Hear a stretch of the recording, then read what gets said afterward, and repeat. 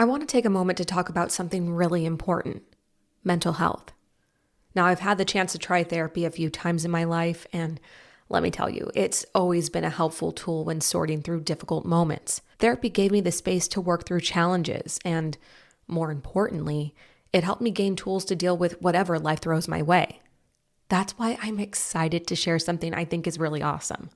Rula. It's a healthcare company that makes therapy more accessible so you can get the support you need when you need it. Finding the right therapist can feel overwhelming, but with Rula, it's easier than ever. With a network of over 10,000 therapists and psychiatrists nationwide, you can find the perfect match for your needs, preferences, and state requirements, whether you're looking for talk therapy or medication management. Plus, most major insurances are accepted, so you can pay as little as $15 per session. And another thing that sets Rula apart is their end-to-end care. They're with you every step of the way, from matching you with the right professional to scheduling appointments and even tracking your progress. Rula is dedicated to your success, ensuring you get quality care with carefully screened providers and support throughout your journey. So whether you're looking for therapy or medication help, Rula has the range of care you need. It's all about finding the right solution, even if you're not exactly sure what that is. Thousands have already trusted Rula to support them on their journey toward improved mental health and overall well-being. Head on over to rula.com/diaries to get started today. After you sign up, they ask you where you heard about them. Please support our show and tell them our show sent you.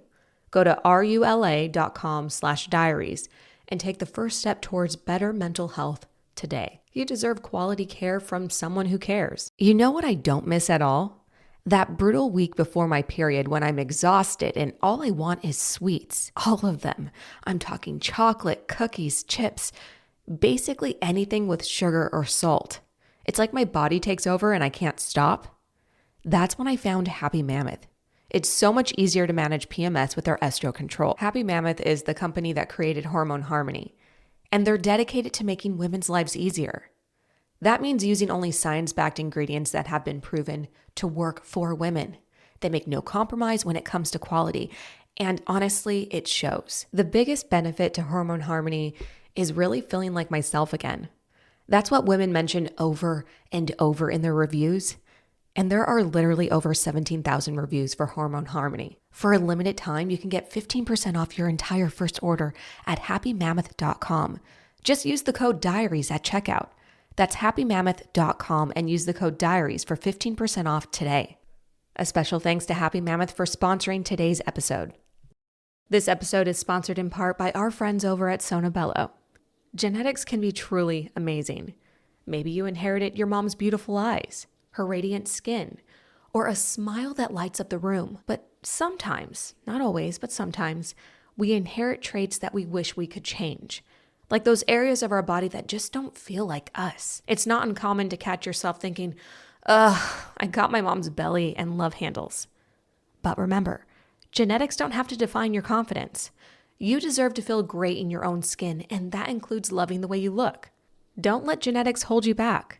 Explore the permanent solutions at Sonobello and take the first step toward the body that you've always wanted. Our friends over at Sonobello are offering you their literal best deal. You're now included in their winter savings event. But appointments are limited, so if you want this, you need to get on this now. Sonobello doctors are masters in micro laser fat removal. It's this brilliant technique that removes stubborn fat permanently. That's right, permanently. Wherever your problem areas are, whether it's your tummy, love handles, thighs, even your arms, it's gone in one comfortable visit. Yes, eating healthy and workouts are great. Keep doing that. But if you want to lose that stubborn fat in just one visit, check out Sonobello. You can save big during their winter savings event. Schedule your free consultation now at sonobello.com/diaries. That's Sonobello, BELLO.com/diaries.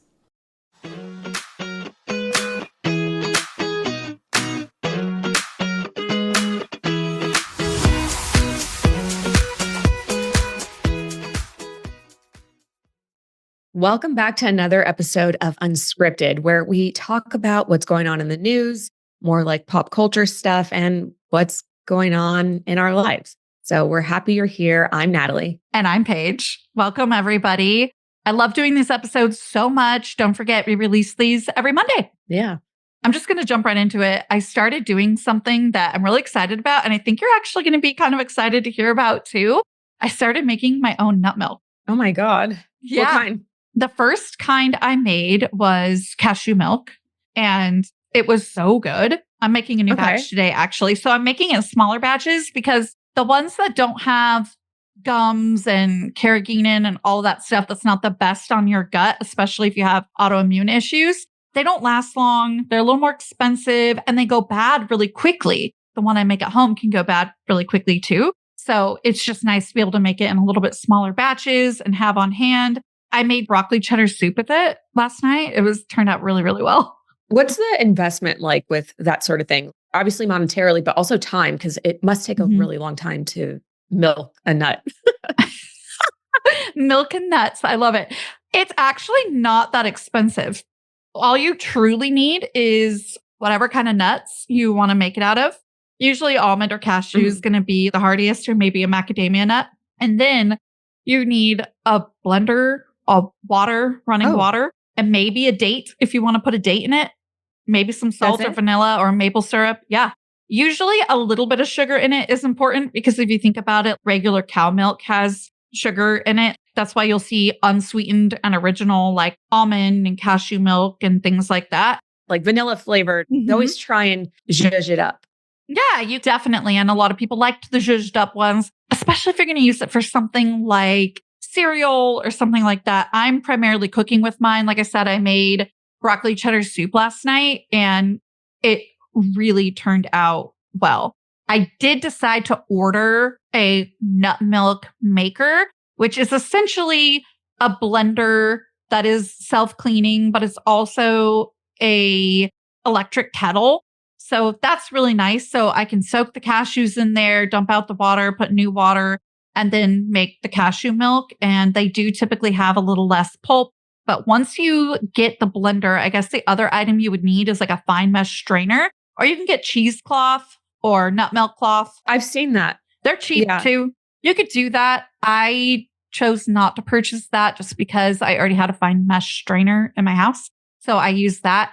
I ran it through once. You could run it through once or twice, but there was no like weird nut bits. For like a cup of cashews, I did like one date and I think a cup or two of milk. I got to look back because I actually didn't want to come up with my own recipe. I used, her name is Chef Bae on Instagram. She has 2 cookbooks I have. She's fully vegan. I am not vegan, but I love to like pick and choose when I do those types of meals. And I like to dabble in those recipes because any change you make in any single meal makes a difference.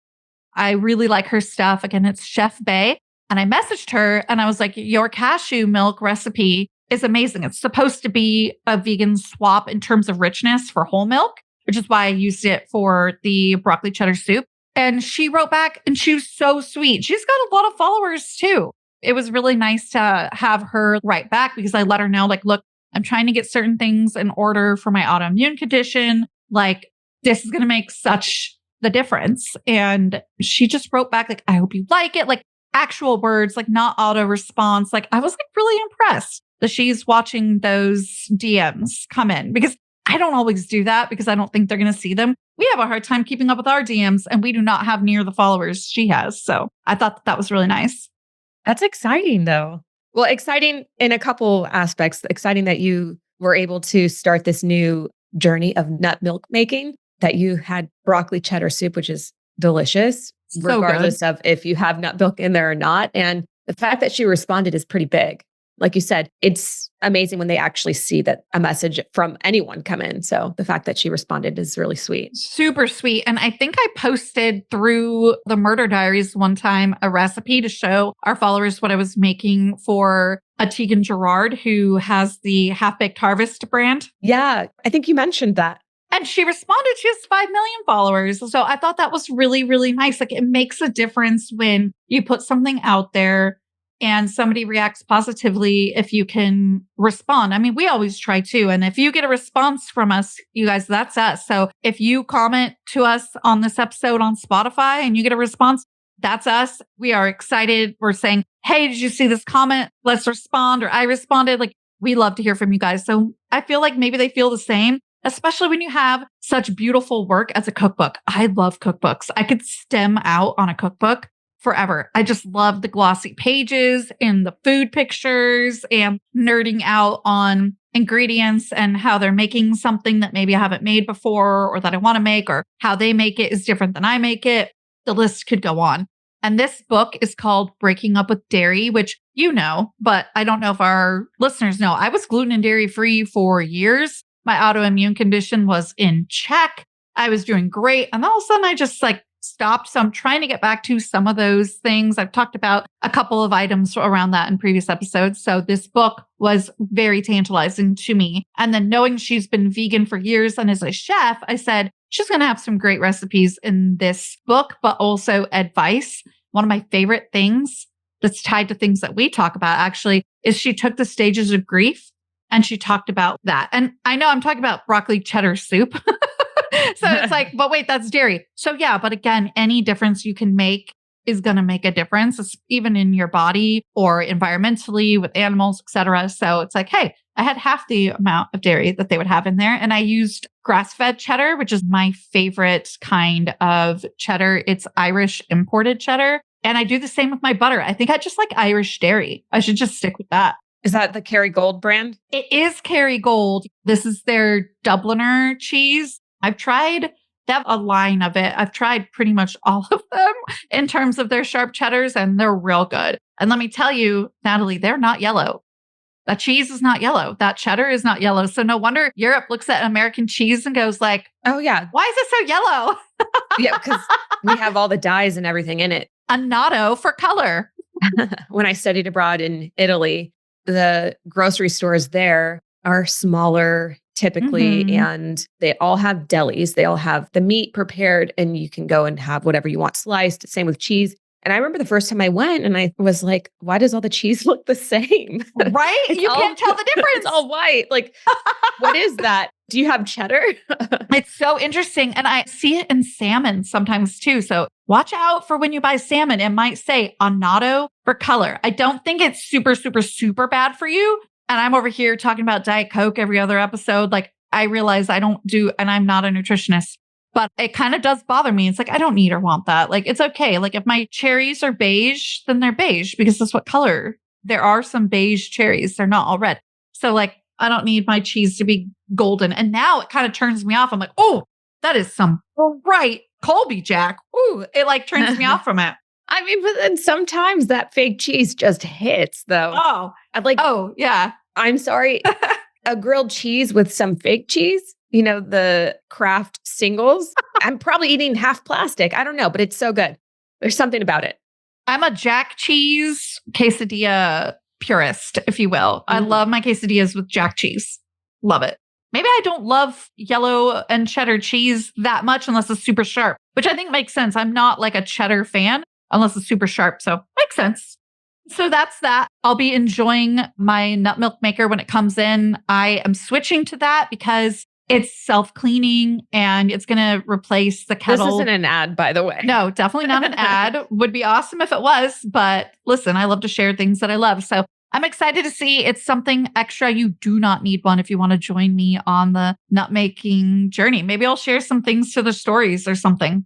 There's actually, as we shift away from nut milk and nut milk making, a story that I had mentioned to you recently, and I told you, please don't look into it. I want to tell you all about it. Yes. When we talk on Unscripted, but I've been going down a deep dive into this surgery called tooth and eye surgery. In as in I-N, right? Not as an and. So like tooth in, like a tooth in an eye, like your eyeball. And this week, just a couple of days ago, for the first time in Canada, surgeons put teeth in a patient's eyes in order to restore their eyesight. So this is for someone that is either visually impaired or completely blind. And the surgery aims to restore sight by implanting this telescopic lens that they build into one of their canine teeth. Isn't that incredible? So science. So from what I was able to gather, the surgery started back in Australia. The surgeon has completed 7 successful surgeries. So this is very, very new still. The woman that had it done in Canada is in her 30s. She's been blind for 20 years and now can see and is snow skiing and stuff. It was successful, which is so exciting. But it is kind of sci-fi to hear that someone's canine was stuck into their eye and now they can see. Do they have to do, I would imagine, but don't want to assume because we all know what assuming does. My grandma always says it makes a beep out of you and me. I love that old school joke, but it is true. So I don't want to assume, but do they have to do something to the canine tooth to make it? Okay, what do they do to it? So I guess the reason why they use the patient's teeth is because the body's not going to reject it. You're using a part of their body. And also because of the fact that teeth have a layer called dentin. They could use any teeth, but I think they typically use the canine. I don't know if it's based on the shape or something, but it makes a really ideal bridge to hold in a plastic lens. And so what they do is, I'm looking at a picture of it, they remove the canine and they drill a hole in it in the middle of the tooth all the way through. So you could literally string it on a necklace if you wanted to. It's a hole right in the middle of the tooth. And then they use a tiny, tiny little lens and they put a lens and secure it in that hole. After all of that's done, they put the tooth in the eye that is needing vision, whether it's both or one. And it's not a cure-all for whatever vision problem everyone has, but it's meant for people with corneal blindness. And so it'll work in those instances. So it acts as a lens and it holds the lens in place. It's really cool. That is incredible. See, this is why we can't pause medical research on these things and other diseases. We have to keep going. You can't pause that kind of stuff. And I know it's talked about here and there that there's certain financial benefits, but like, this is so cool. I love this kind of stuff. It's incredible. And it makes me excited for all the people that haven't been able to see, whether they lost it over time or whether it was an accident, whatever happened. Now they have an opportunity to see. And I used to work at the Braille Institute for a while. I worked with a lot of children. I was working in the child side of things. I just think all of those kids now have an opportunity to see the world for the first time or see the world for the first time in a very long time. So it's exciting. Incredible. Way to go, Australia.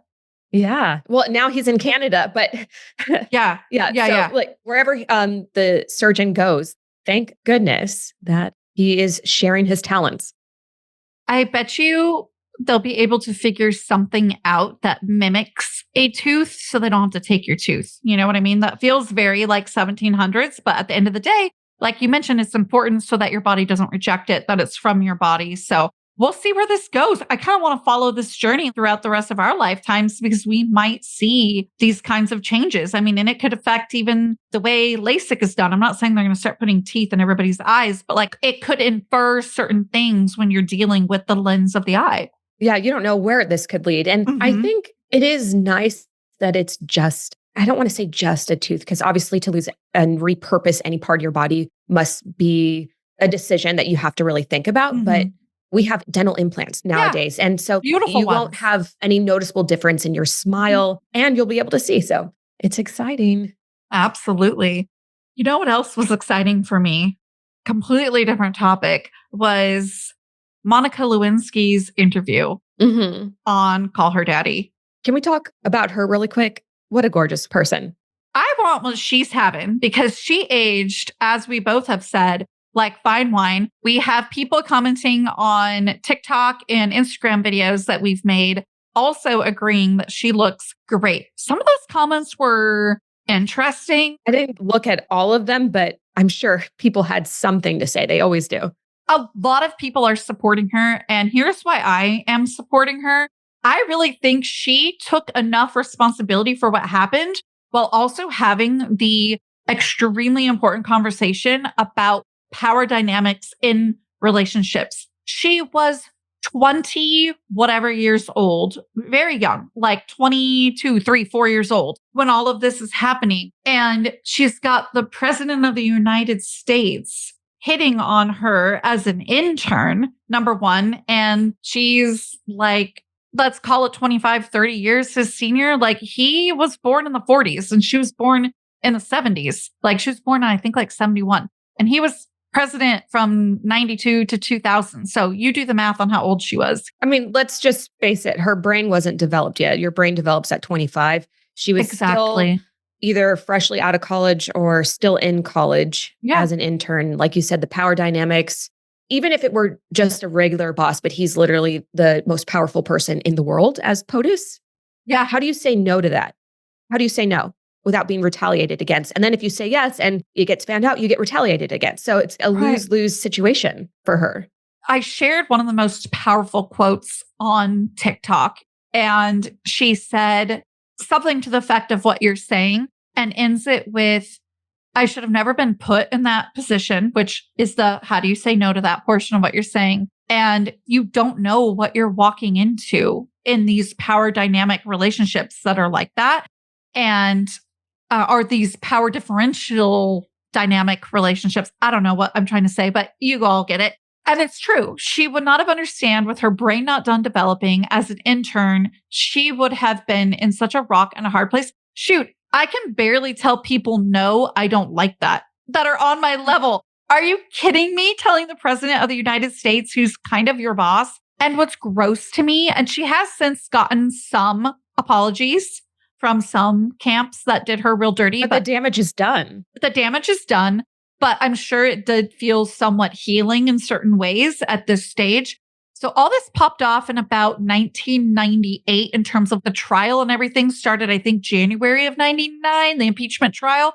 So she would have been like 26, 27 when everything was really popping off in terms of investigation and all of that before the trial even started, which that takes forever.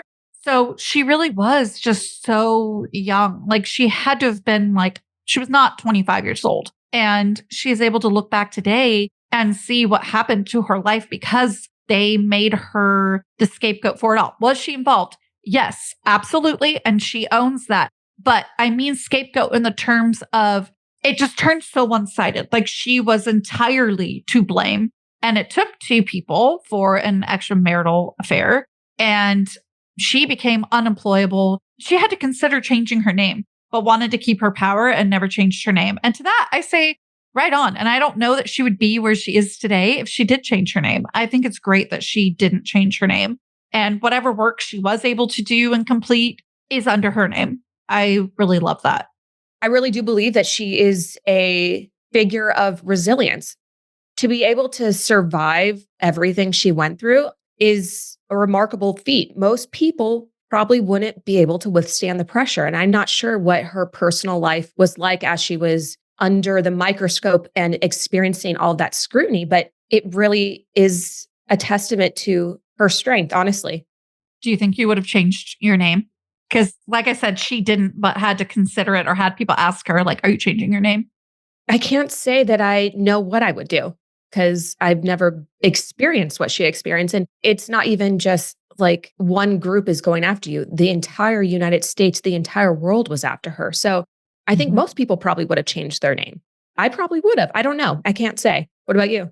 I would have definitely heavily considered it for safety alone. And the fact that it wouldn't be running away from my part of what happened, but it would be probably more safety oriented of like, I need to be able to move on and live my life. And I probably would have felt for like a good decade there that I couldn't. Yeah. So I might have really heavily considered it. But again, I'm very happy for her that she didn't because she can look back now and know that she stayed in her power. So good for her. And it's a great interview.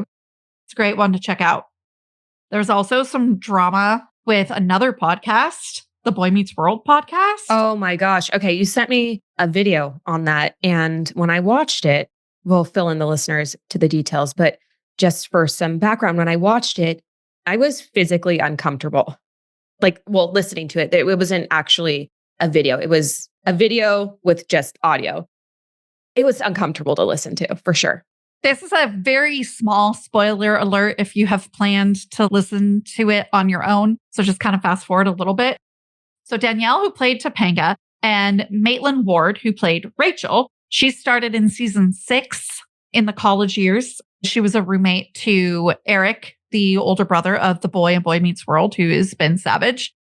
Anyway, so Danielle and Maitland start arguing about different things. Like they have this normal conversation for part of the podcast. And then Danielle just goes, so I have a question for you. Do you hate us? And Maitland's like, no, I don't hate you. She goes, oh, okay, good. And then they just get into it. And long story short, it just all goes back to weddings and feelings since like 2006 and a Facebook message. That apparently Danielle never saw and then responded to years and years later because that's when she knew it existed. Because when you're not friends with someone on Facebook, it goes into that like super secret folder. Right. So Maitland goes, but we were friends on Facebook. And that's how I was able to send you that message is because your name popped right up. And Danielle's like, Maitland, like it popped up because I'm on Facebook, but like I don't use Facebook. So it went into like a graveyard. I never opened the message. I never saw it. I never responded to it until Will, who played Eric, Will told me about it. So I went in there and then I asked Will for your number so that I could tell you, oh my gosh. How did Will know about it? Are him and Maitland friends? See, I don't know any of that backstory. So that's what happened. They asked her to come on. It sounds pretty messy. So in 2022, I believe, is when Will started speaking with Maitland. Oh, so they rekindled a friendship. She felt like, oh, I'm coming on the podcast probably soon. Like she didn't know and he didn't know when they were going to have them. The podcast has just started. So he's telling her like, hey, we're going to love to have you on. So she brought up that message to him. Oh. And then Danielle gets wind and says, hey, can I have her number? She says, no, I want to save it for the podcast. Let's rock. I did hear that the part. Stats. Yeah. Rock the stats. That sent Danielle, sent her. I think there's wrong in both. I think that Maitland doesn't understand how Facebook works. And Danielle really did a good job of saying, hey, it's like, so sorry that made you feel that way. But also it was kind of like a gross apology to hear it that way. I don't know. It was an interesting fight. It just felt petty from both parties. Yes. Look, we can all be petty, but they chose to have that argument recorded and then published it. It's like one thing to record the argument. They didn't have to publish it. And so the fact that they published it and then are getting into the newspapers or the magazines because of it, it's like, well, Maitland said she wanted to rock the stats and you're the one that said, okay, let's rock the stats. You know what I mean? Like it kind of was a joint. That's exactly what Danielle said. So when she heard that, she goes, okay, Rachel, let's rock the stats. Do you hate us? You know what I mean? Like that's what it was. But can I please tell you what happened during the fight that really threw me? All of a sudden, the Zoom went down. The Zoom, just Maitland popped out of the Zoom and they're like, it seemed genuine, but they're like, whoa, wait, what just happened? Did she just left? They're like, she just left. We're going to give her the benefit of the doubt that she wants to come back in. And the mill goes, okay, she texted me. She's trying to come back in. And she came back in and it completely fizzled. So it's like that. It was either A, intentional, and they all wanted to rock the stats by that point. They talked about it off camera, if you will. I don't think they film except for small clips. But anyways. Yeah, because we don't actually see the video recording. We can hear everything that's going on. And you can see video clips, but there's nowhere to watch the video of that podcast that I can see. So yeah, she comes back in and the conversation continues. It's fizzled. It's like that little blip sort of caused a quick calm and nobody was raising voices anymore. And the transition to the conversation did. And it ended kind of nice. But then as soon as Maitland leaves, they start talking about the whole situation again. So that kind of felt yucky to me too. It felt a little messy. And yeah, it's just interesting. Look, when you're an adult, you don't have to be friends with everyone. You can have past relationships, and just because you were friends with someone or worked with someone in the past doesn't mean they're entitled to be your friend the rest of your life. Yep. Just because you went to high school, you don't have to be friends anymore. Right. Yeah. Obviously, there was tension in that dynamic. Mm-hmm. But it makes me wonder, either did Maitland remove herself from the Zoom, or did someone either in production or on the Zoom, maybe not necessarily Danielle, because it sounded like she was ready to have that conversation. Maybe someone on their end removed her. Knowing what might happen in terms of like, all right, let's cut this fight. This is going to fizzle it. Maybe, because it really did work. And as a listener, to be honest, yes, I was interested because it's backstory to a show that I watched pretty religiously growing up. But we were ready for that conversation to end. You can only talk about an old Facebook message and weddings and relationships that you didn't really have, and you were surprised to be invited to the wedding. Danielle just she kind of sounded a little bit rude. And I see why Maitland's dukes were up. I could see why her dukes were up a little bit. I think she felt like it was 3 against 1 anyways. Absolutely. She's a visitor in their turf. Like you said, it's 3 against 1. I can't imagine going in knowing that not only is someone going to bring up a sensitive topic where obviously her feelings were hurt. Look, at the end of the day, I don't really have skin in the game. I don't care who was right, who was wrong. It just sounds like both people probably had their feelings hurt and both people probably acted immaturely. But, it happens. I don't know. I feel like I'm probably most shocked at their decision to post all of it. Still, I can't wrap my head around that. Like, what were they expecting the response from listeners to be? Yeah, that's what makes it hard for me too. And I do say all of this with love and respect because I have 2 degrees of separation from Will and Danielle both, but just a little fishy. Just a little fishy. A little Danielle fishy. I'm just kidding. Because her last name's Fishel, if anybody didn't get that joke. That was a good one, Natalie. Oh, thank you. Yeah, so I guess, because you do have the ties and we said what we had to say about the situation, it's out in the public. Mm-hmm. We aren't commenting on something that nobody else is commenting on. I don't know, but we can move forward. Yeah. Speaking of drama, Momtok is back on my algorithm because there are 3 of the cast members that are pregnant currently. So we have Jen, who has that husband everyone hates because he treated her poorly. She's pregnant. We have Michaela, who also viewers view her husband as questionable because he started dating her and got her pregnant at 16 when he was in his 20s. She's also pregnant. And then we have, is it Macy? Mm-hmm. She's pregnant as well. She's under fire currently because she has a supplement business called Baby Mama. Yes. And the supplements are really meant to prepare your body for pregnancy. And she's very publicly undergone IVF. I don't know how many rounds of IVF, but she's publicly gone through IVF to get this pregnancy. And she's been saying that her supplements are the reason that she's pregnant when she obviously had medical intervention. And people online are calling her out, asking her why she says that her supplements are the reason she got pregnant if she had medical intervention. And she's saying, well, obviously IVF was needed, but this really prepared my body. And people were like, well, what makes your supplements different from other prenatals?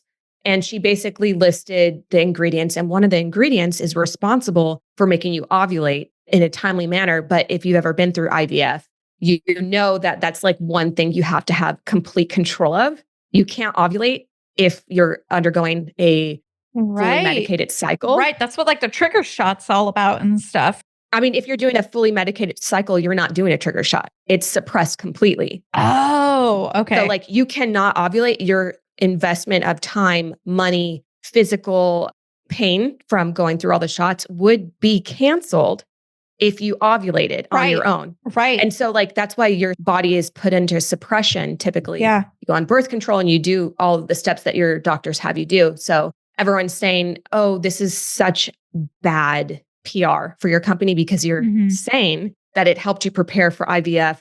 And you're telling people who may also be undergoing IVF when this could really risk their chances of it being a successful transfer, which is thousands and thousands of dollars. I thought that was really interesting. Yeah. Part of me, first of all, I forgot a lot of this when we did this with a surrogate. So my experience with IVF was very different and was unsuccessful. But I do remember attempts being canceled. And we did have cycles that were canceled and because of exactly what you're talking about. But again, part of me feels like there's some fairness to it and that it doesn't really matter what prenatal you're taking. If you're saying, hey, this prepared my body, then I think that's okay to say to a certain extent. And it doesn't matter that it's her own if she's actually taking it, because not accepting that is like saying, well, you're only saying that because that's the one you used, but all these other ones work too. It's like, well, that's great that all these other ones work too. I used this one that works. And in her case, it happens to be hers. So there's that slippery slope of like, where is this proper FTC language and the proper claims? That's where it becomes a little bit, she needed to be careful and unfair. I definitely think the waters are muddy. Yeah, she has a special interest in this particular product. Yeah. I do believe she took it. I hope she would take it, because if you wouldn't take your own prenatals, that's a little scary. Yeah. Obviously, she probably consulted with her professional. I think that's where people were saying, like, maybe you shouldn't be recommending something if you don't at least give that disclaimer of always consult your medical professional, whatever. Yeah. There was just drama surrounding that. I feel like these girls cannot escape drama. There's always something going on. It keeps them relevant. And I always go back to that for any housewife, for any of these types of shows. That's what keeps them, because they aren't the Nepo babies that we see on the big screen, if you will. They have to have drama to be relevant. And that is why they do it. And I hate to say it, because it's not the only reason that they get pregnant. And I don't want to sound nasty, but it benefits them to be pregnant. Let me phrase it that way. It benefits them. It benefits any family vloggers, YouTube families. It benefits them. They see ratings go up and they know it, and their views and their downloads go up. I would say the only people it probably doesn't benefit are those that aren't showcasing their children every other post.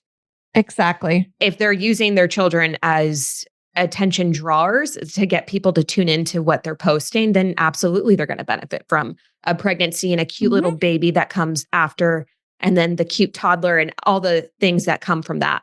Oh, and all of the content, the pregnancy content, the Q&As, the hauls, the gender reveals, the name reveals, the births, all of it.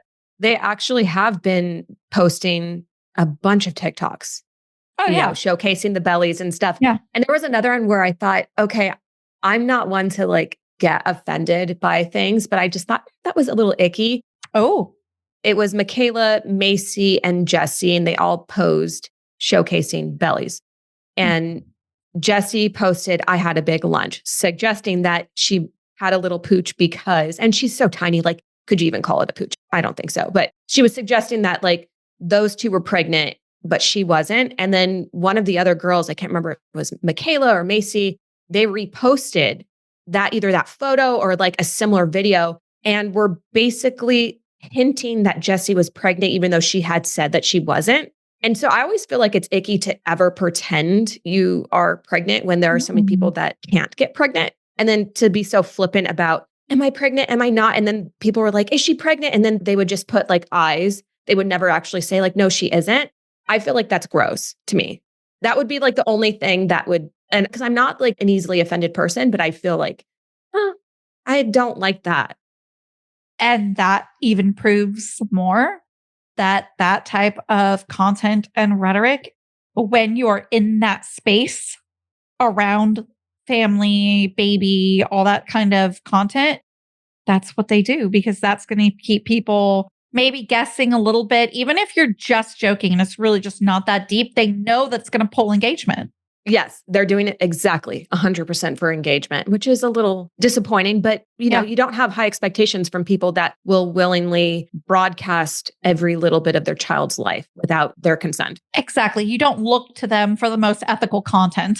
No, they don't have the same moral compass that I would. Exactly.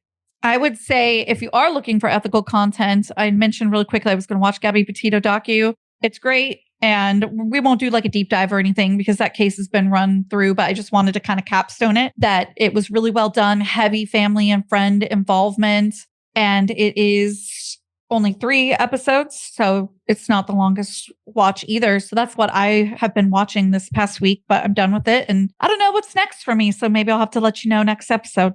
Maybe check out Severance. It's not a documentary. It's a scripted show. I love it. I'm on season 2 episode. We're obsessed. We're obsessed. We can barely wait each week to get a new episode. We're obsessed. Yeah, we've been watching it and I have a couple more.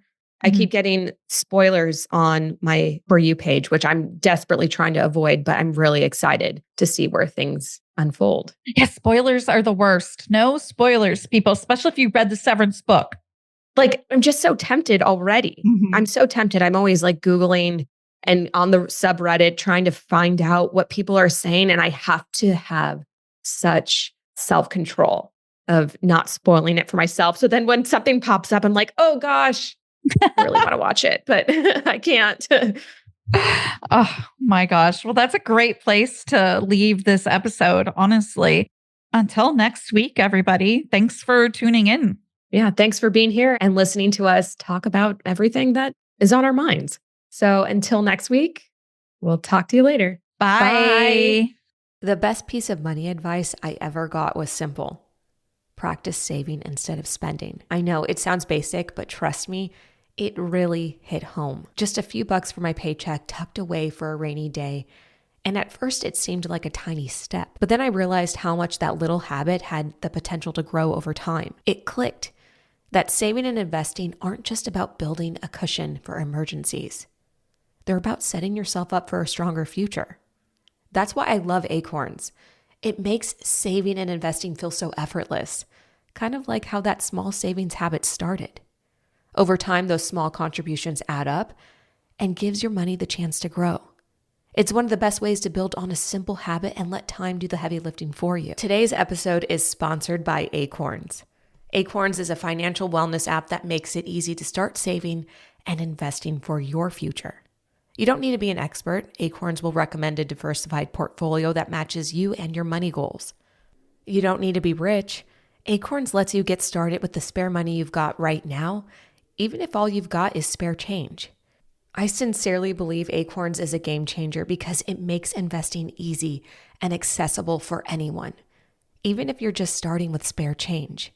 For me, it turned a small habit of saving into a bigger strategy for the future, giving my money a chance to grow without me having to think about it, just like that first step of putting a few bucks away. Sign up now and join the over 13 million all-time customers who have already saved and invested over $22 billion with Acorns.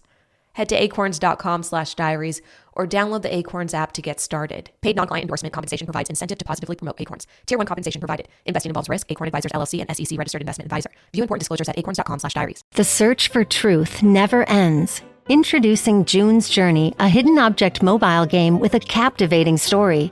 Connect with friends, explore the roaring 20s, and enjoy thrilling activities and challenges while supporting environmental causes. After 7 years, the adventure continues with our immersive travels feature. Explore distant cultures and engage in exciting experiences. There's always something new to discover. Are you ready?